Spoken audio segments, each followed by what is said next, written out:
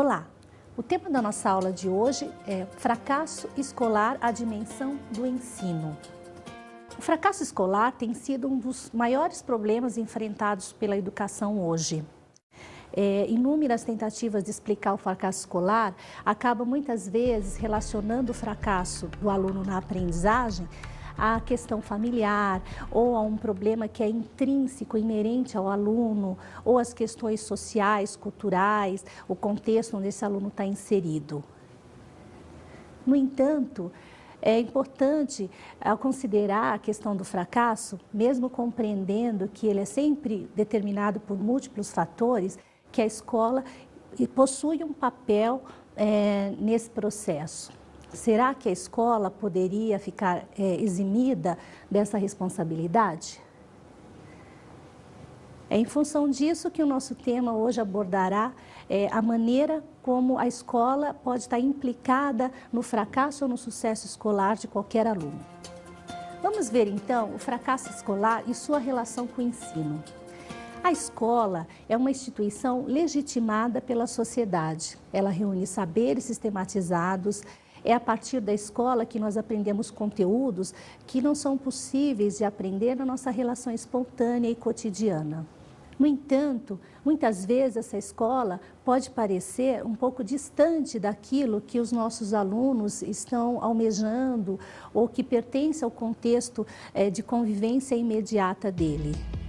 Ao entrar pelo portão da escola, a criança está submetida a uma série de expectativas em relação a um desempenho dela, a maneira como ela deve corresponder àquilo que a escola espera que ela responda e que a sociedade valida como sendo um conhecimento e um desempenho legítimo. O que ocorre quando a criança não corresponde a essas expectativas? Provavelmente vai acontecer o fracasso escolar. Para compreender melhor as implicações da escola para o fracasso, vamos tentar abordar esse assunto a partir de 5 premissas básicas. A primeira premissa é de que a escola possui uma concepção de aluno. O modo como a escola vê e percebe o aluno influencia na ação pedagógica. Uma segunda premissa é a de que a maneira como a escola encara e percebe as dificuldades de aprendizagem pode influenciar no fracasso ou no sucesso desse aluno. Numa terceira premissa, devemos compreender que a escola é um espaço da diversidade, onde se reúnem diferentes expectativas, necessidades e características de aprendizagem e de personalidade de cada aluno. Ainda numa perspectiva da diversidade, podemos entender que a escola, ao trabalhar com tantas diferenças, essas diferenças se colocam como desafios constantes à ação pedagógica. E ainda, numa quinta premissa, podemos levar em consideração que a escola deve ter uma educação prospectiva, ou seja, uma educação que vá para além daquilo que o aluno já desenvolveu. O modo como a escola vê e percebe o aluno influencia a ação pedagógica. Vamos refletir um pouco. Até que ponto o modo como o professor vê o seu aluno interfere na relação pedagógica? A imagem que construímos dos nossos alunos são influenciadas por nossas experiências anteriores? Formamos expectativas em relação aos nossos alunos, mesmo sem conhecê-los em profundidade? O modo como a escola, os seus educadores percebem os seus alunos, levantam expectativas em relação ao fracasso ou sucesso dos seus alunos, tem uma relação com tudo que já foi construído de representação sobre o fracasso escolar. Durante muito tempo, se localizou o problema do fracasso escolar, mais especificamente, ou quase que unicamente, no aluno, ou na família, mas isso nem sempre foi assim.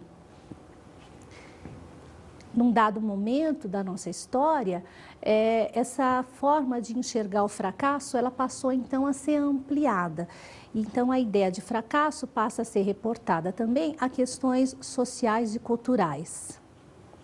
Como decorrência disso, uma outra forma de representação do fracasso passa a permear aí a postura dos professores diante da questão da aprendizagem ou não aprendizagem dos seus alunos.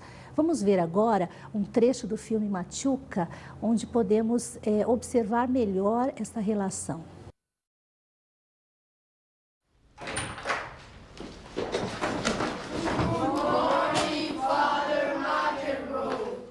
Buenos días, boys. Good morning, Father.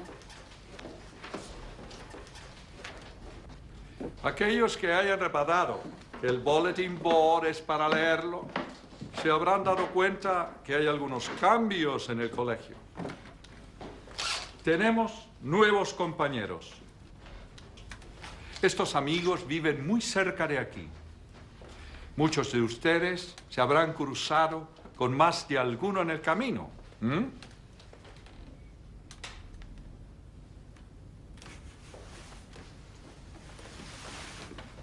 ¿Cómo?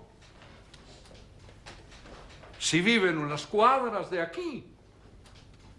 ¿Sí? Yo conozco a él. Es el hijo de la señora que lava la ropa en mi casa. Hola, Cristian. Mira, qué bien. Ahora son compañeros. Espero que los recibamos correctamente, como se recibe a un hermano, a nuevos amigos. ¿Ok?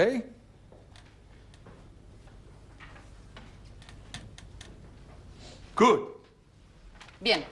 Por favor, niños, vayan a sus asientos. Pase. Un momento. No quiero que los nuevos se sienten juntos.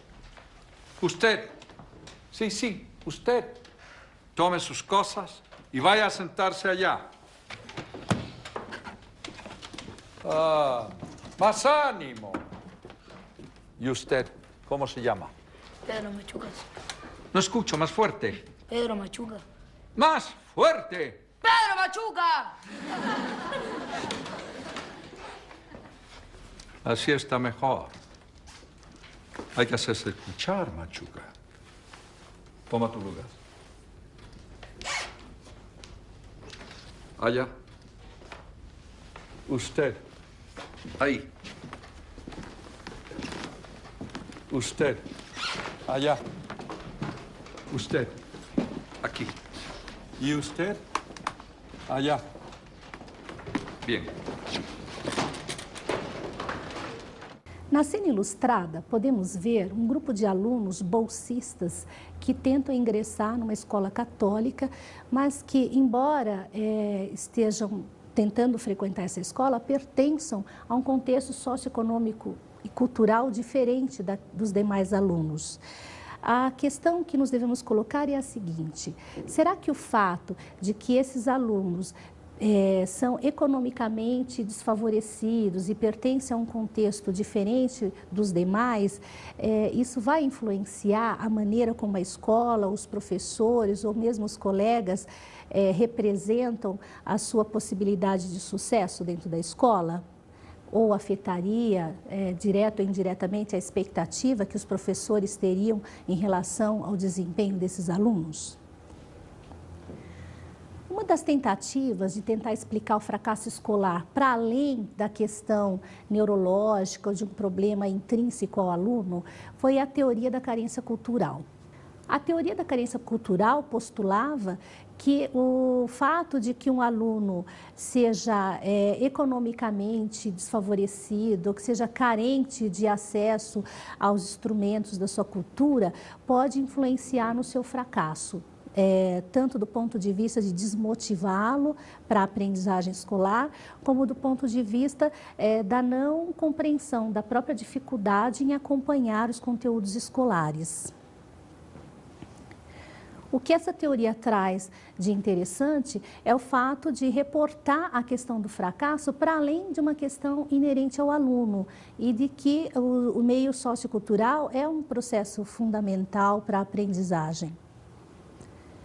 No entanto, esta forma de pensar o fracasso escolar acabou influenciando de maneira negativa as representações que hoje, até os dias de hoje, os educadores têm a respeito dos motivos que levam uma criança a fracassar na escola. Será que o fato de uma criança não ter acesso aos bens culturais que são defendidos e postulados pela escola é um processo que a coloque como fadada ao fracasso?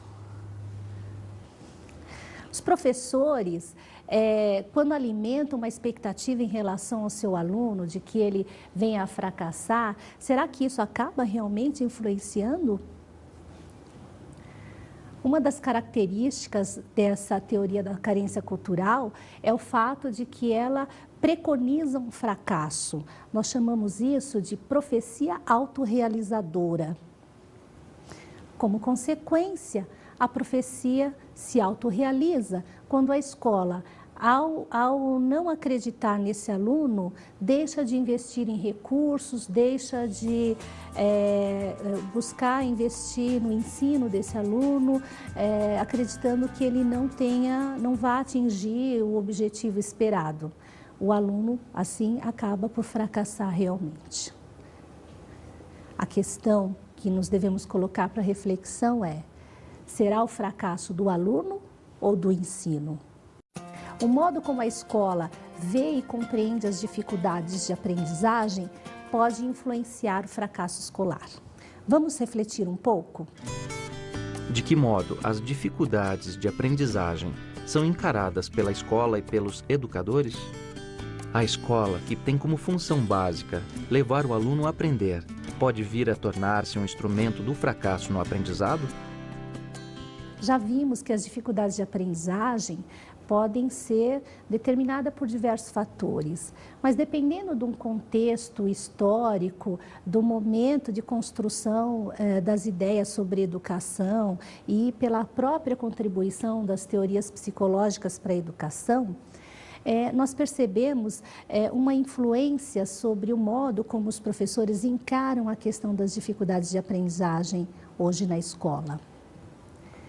A concepção de ensino-aprendizagem, a maneira como os professores encaram e percebem o desenvolvimento do seu aluno, os aspectos que são considerados, valorizados ou não durante o ensino, as estratégias utilizadas para ensinar os alunos, a maneira como a escola encara a participação do contexto externo, sociocultural, no processo de desenvolvimento do aluno, ou mesmo a maneira como a escola encara o fato de que um aluno aprende de maneiras diferentes de outros alunos. Todos esses são aspectos que são influenciados por construções, pensamentos que foram criados ao longo da história da educação.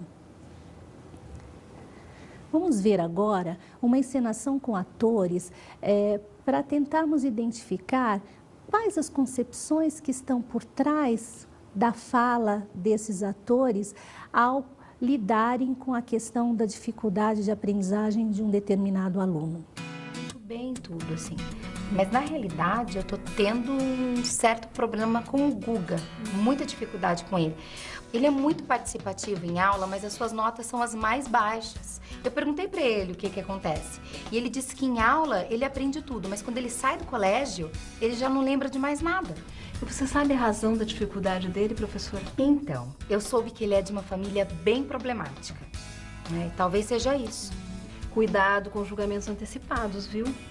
Olha, nós professores temos que ter muita paciência e tentar entender a origem do problema do aluno.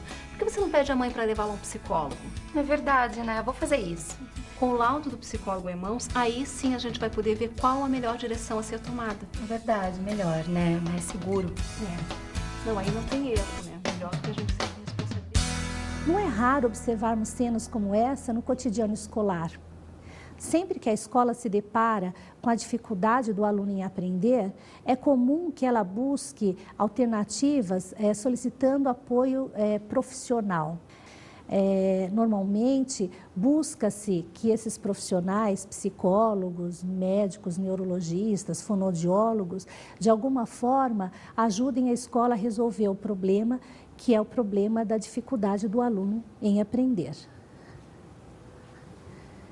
Será que esses profissionais realmente podem ajudar a escola naquilo que ela tem quanto expectativa de ajuda? Será que a escola, a maneira como ela enxerga essa dificuldade do aluno, não estaria sendo influenciada por uma visão médica do que seja uma dificuldade de aprendizagem?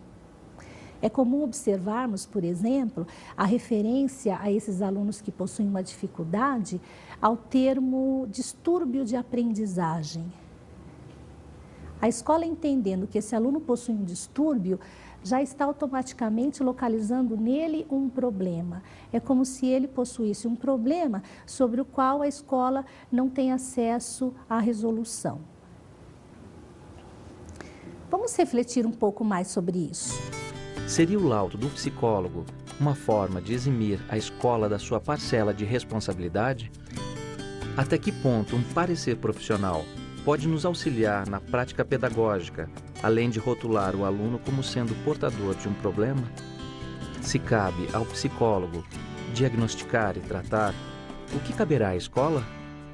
Para compreender, então, um pouco melhor essa relação entre o apoio do especialista e a função da escola, nós precisamos localizar a que atribui cada uma dessas especialidades. Ao psicólogo, por exemplo, cabe buscar compreender os processos que dificultam, que interferem na aprendizagem desse aluno. A psicologia, durante muito tempo, se serviu e criou instrumentos para identificar aspectos que podem estar influenciando a aprendizagem. No entanto, esses instrumentos, por si só, são insuficientes se vistos de maneira isolada. Por meio de testes, de observações, a psicologia ajuda a identificar no indivíduo algumas características que podem estar interferindo na sua aprendizagem, mas não é papel da psicologia educar e ensinar.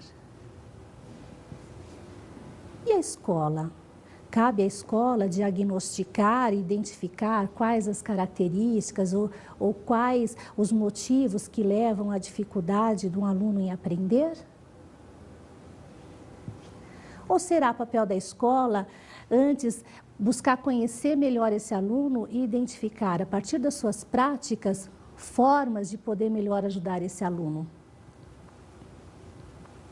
Vistas dessa forma, podemos entender que a relação entre essas duas especialidades é uma relação de complementariedade, mas uma não substitui a outra.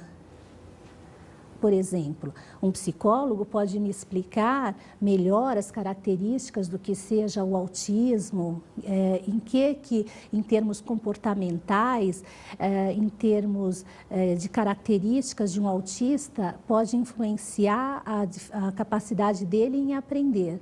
No entanto, um psicólogo não tem como me dizer e dizer à escola o que ela tem que fazer com o aluno para ensiná-lo. Decorre disso que a escola, ao alimentar a expectativa de que alguns profissionais, especialistas, tragam uma solução milagrosa para a dificuldade de aprendizagem da criança, demonstra que possui ainda muito forte uma concepção médica de educação. Ou seja, uma concepção de que a dificuldade de aprendizagem é um processo inerente ao aluno, de que esse aluno precisa de um tratamento, e isso acaba por eximir a escola da sua maior responsabilidade. A responsabilidade de buscar recursos, de tentar se adequar às necessidades, características peculiares dessa criança. A escola é um espaço da diversidade. Na escola, as diferenças se tornam explícitas, uma vez que nela estão reunidos alunos, professores, enfim, toda a comunidade escolar que trazem para dentro da escola uma história de vida, suas crenças, seus valores, as suas experiências anteriores, o seu repertório. Na escola, essas diferenças se tornam o grande desafio dos educadores. João gosta de matemática e é tímido. José é mais agressivo, prefere as aulas de educação física. Maria é comunicativa e gosta de ajudar os colegas. Ricardo tem dificuldade com geografia. Tiago escreve muito bem. Marta é distraída e inquieta. Quanto mais nos ocupamos em descrever as características individuais dos nossos alunos, dentro desse imenso grupo chamado escola, identificamos que o normal é ser diferente. Mas como a escola se organiza para atender a diversidade de interesses, necessidades, expectativas e motivações dos seus alunos? Esse tem sido o grande desafio colocado para os educadores de hoje. Num contexto onde se discute a importância da inclusão escolar, os educadores se deparam com tal desafio e isso gera uma inquietação no meio educacional, fazendo com que a escola repense o seu papel. Vamos refletir um pouco sobre isso. É possível atender a todos e, ao mesmo tempo, a singularidade dos alunos? Como atender às individualidades numa sala com 30, 40 alunos?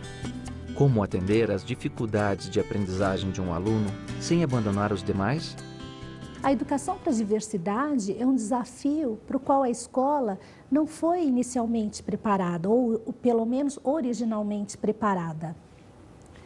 Durante muito tempo, desde o momento que a educação se institucionalizou, a escola vem buscando uma maneira de ensinar pautada num currículo homogêneo para alunos medianos, com características muito parecidas. O fato de se deparar que essas diferenças existem exige da escola uma reformulação no seu papel, um repensar a sua função educativa. Ao ensinar a todos igualmente, a escola perpetuou o risco de que nem todos os alunos consigam acompanhar o processo de ensino e aprendizagem. Com isso, aqueles alunos que não se adequam àquela estrutura homogênea de educar, acabam por ficar excluídos desse processo. Na escola, ainda perpetua a ideia de que só é possível trabalhar com a diversidade a partir de condições ideais. Mas que condições ideais são essas? Será possível que, ao termos salas com poucos alunos, repleta de recursos, com uma infraestrutura, com uma capacitação pedagógica dos professores, isso por si só garante o ensino para a diversidade? Ou melhor, poderíamos perguntar, será possível educar o aluno considerando que ele aprende de maneiras diferentes, mas ensinando tudo igual para todos os alunos? Qual a função da escola, então? Perpetuar a homogeneização ou possibilitar a expressão das diferenças? Tentando responder essa questão, vamos partir então para a nossa quarta premissa. A diversidade desafia a escola a mudar. Que desafios são esses? Vamos primeiro entender a maneira como a escola tem se organizado ao longo dos tempos. Começando pelo nosso currículo.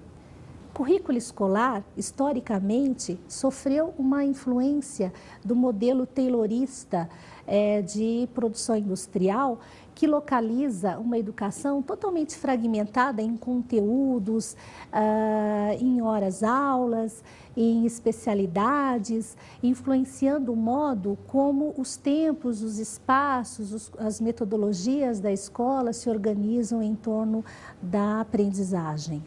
Um exemplo disso, os conteúdos selecionados para cada série, tempo dividido em horas-aulas, em disciplinas estanques, onde se perde a unidade do conhecimento construído pelo aluno.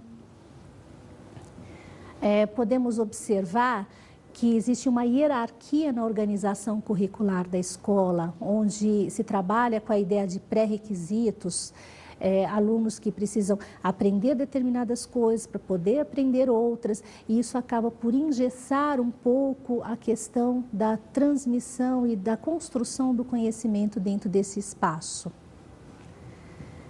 Vimos isso claramente a exemplo da indústria taylorista, onde se perde a noção do processo, onde se valoriza mais o produto final do que propriamente o processo que está sendo ali construído, onde se valorizam determinados conhecimentos em detrimento de outros conhecimentos. E isso, por vezes, acaba acarretando num total engessamento do currículo escolar. Esse engessamento acabou por interferir de maneira forte na maneira como a escola enxerga o seu aluno, dificultando a expressão de toda e qualquer diferença, ou seja, dificultando a expressão da diversidade. Vamos refletir um pouco melhor sobre isso? Quais os desafios da escola ao aceitar a diversidade? O que mudar? O que mudar de fato? Que desafios são esses? De acordo com os professores, os desafios não são poucos. Professores se queixam do número excessivo de alunos, do fato de ter que cumprir os conteúdos que estão sendo previstos, da cobrança da família, da cobrança da própria escola, enfim. É muito difícil, do ponto de vista do depoimento de vários educadores, uma educação para a diversidade. Mas em que será que reside essa dificuldade? Segundo Perrenot, a educação para a diversidade passa diretamente pela questão das competências que o professor precisa reunir para essa nova pedagogia, a pedagogia da complexidade, a pedagogia das diferenças, a pedagogia que atenda às individualidades dos seus alunos, sem o equívoco de achar que atender às individualidades seria sinônimo de ensino individualizado. Dentre as competências elencadas por Perrenot, vamos ver a que mais se aproxima ao professor na sua ação em relação à diversidade. Conceber e fazer evoluir os dispositivos de diferenciação. Na perspectiva dessa competência, cabe então ao professor, enquanto um gestor da sua sala, enquanto um organizador da ação pedagógica, não somente aceitar a presença da diferença dentro da sua sala de aula, mas também pensar mecanismos, recursos, criar dispositivos que valorizem a expressão dessas diferenças dentro desse espaço. Vamos destrinchar então alguns itens que, de certa forma, refletem essa competência defendida por Perrenot. Administrar a heterogeneidade. Administrar a heterogeneidade, no ponto de vista da ação pedagógica, é não só o reconhecimento de que os alunos aprendem de maneira diferente, mas o reconhecimento da necessidade de nós diversificarmos as nossas ações junto aos nossos alunos. Ampliar a gestão da classe. Ampliar a gestão da classe pressupõe do professor o entendimento de que a aula não se restringe às dimensões da sala de aula. Ampliar a gestão da classe pressupõe que essa gestão seja partilhada entre os alunos, que se possa desenvolver autonomia, responsabilidades e uma gestão onde os alunos possam efetivamente participar da construção de todo o processo, bem como das decisões. Fornecer apoio integrado.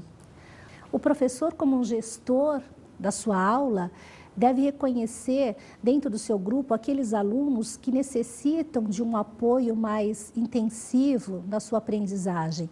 E é nesse sentido que ele deve direcionar o seu apoio, buscando criar formas de organização da aula onde ele possa atender em alguns momentos em pequenos grupos ou então individualmente esses alunos. Desenvolver a cooperação entre os alunos e formas de ensino mútuo. O professor que se proponha a trabalhar com a diversidade deve reconhecer a importância do trabalho em grupo, a importância da cooperação, uma vez que seria praticamente impossível você atender individualmente a cada aluno. Aliás, o trabalho individualizado, ele nem é muito recomendável do ponto de vista da aprendizagem. É a partir da interação, da cooperação, das trocas grupais, é que nós aprendemos e nos enriquecemos.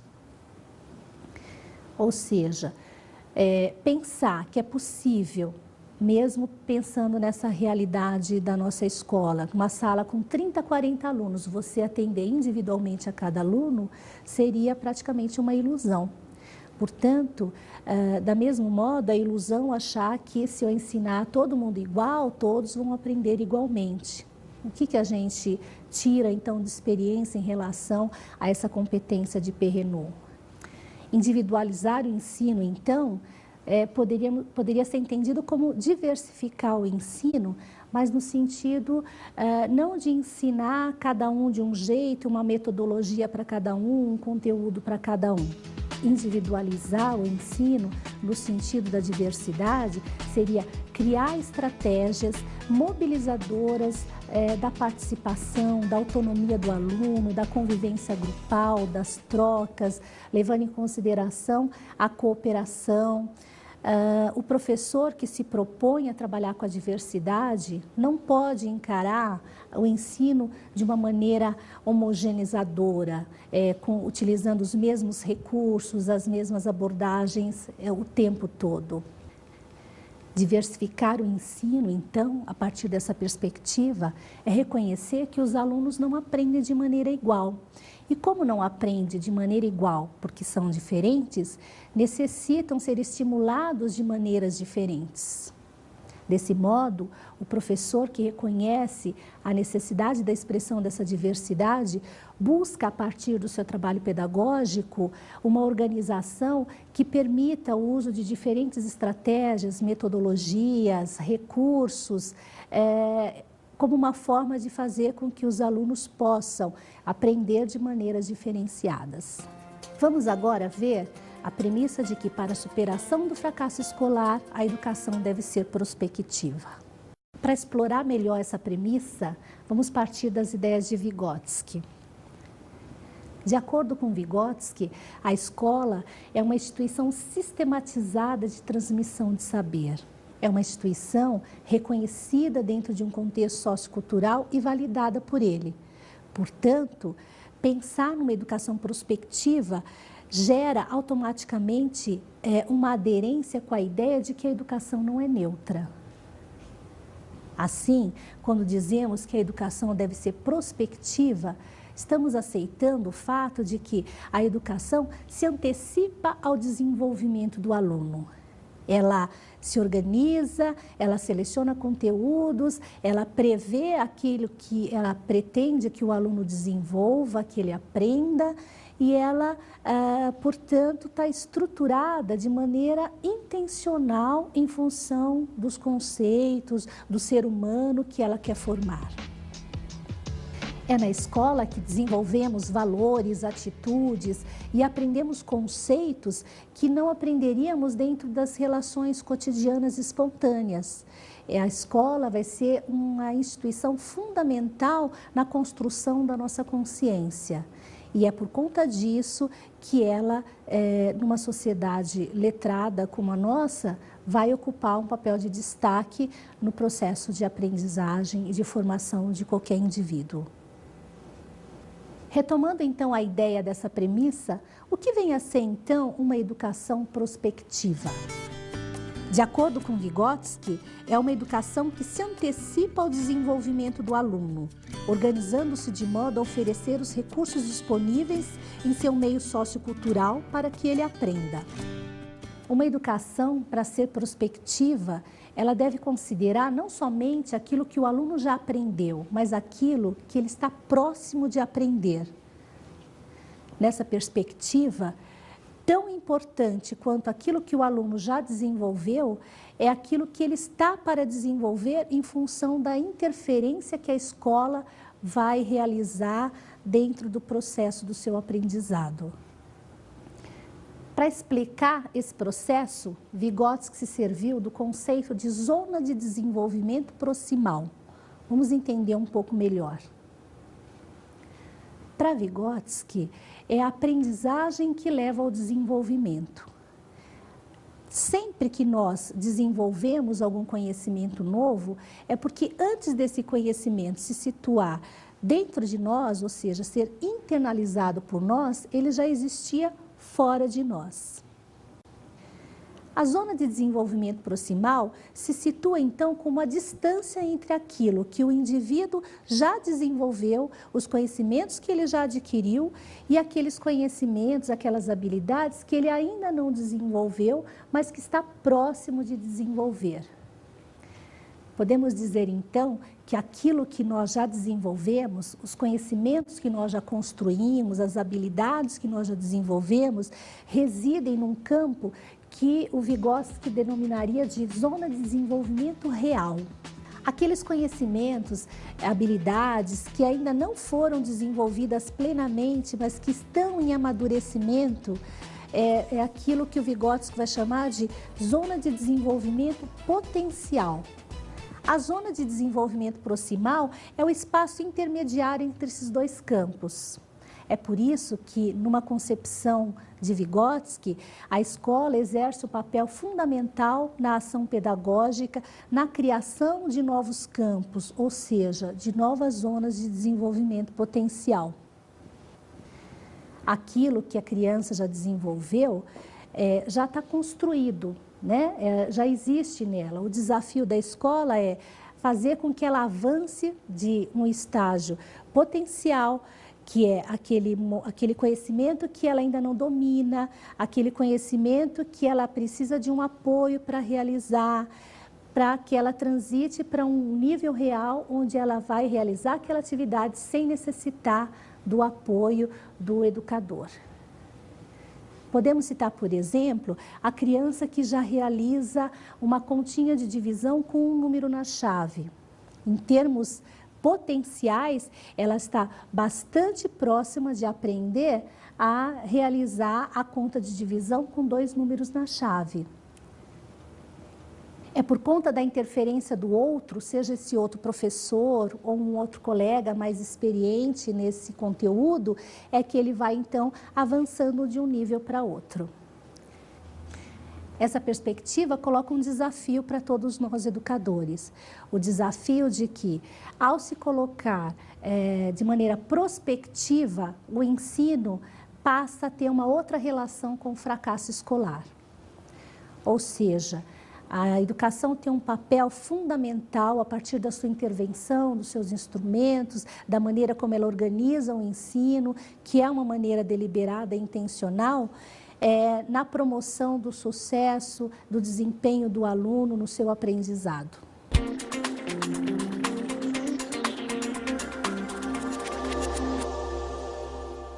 A dica de estudo da aula de hoje é o filme Machuca, do diretor Andres Wood e da distribuidora Videofilmes. Nós vimos um trecho do filme, mas é interessante observar, dentro do contexto geral do filme, a relação entre o processo de ensino, a relação com as representações que são sustentadas pelos alunos, bem como os professores, a respeito dos alunos que ingressaram naquela escola e a maneira como essas influências se deram, observando cautelosamente seu desfecho. Bom estudo!